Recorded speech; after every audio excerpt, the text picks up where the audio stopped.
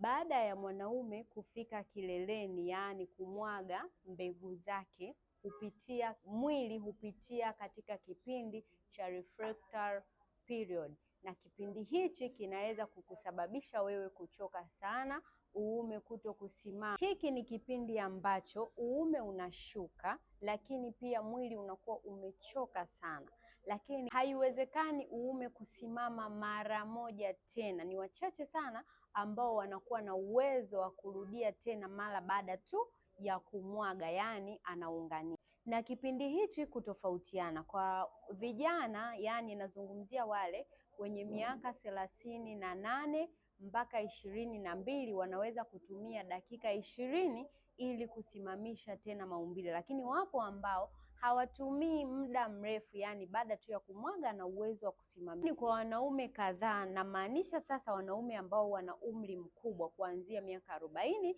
na kuendelea, hii inaweza kukuchukua kadhaa au hata siku nzima ili kuweza kufanya tena tendo la ndoa kwa mara. Tendo la ndoa linahitaji nguvu. Kama mwanaume umechoka sana, hujalala vizuri, hujala vyakula bora, hii inaweza kukusababishia maumbile yako kuto kusimama tena kwa mara nyingine, na hivyo kujikuta kama tayari na wewe ni muhanga wa changamoto ya upungufu wa nguvu za kiume. Kwa hiyo kama una changamoto, moja kwa moja chukua namba hapo, nipigie, nitakusaidia kuondokana na hilo tatizo lako moja kwa moja.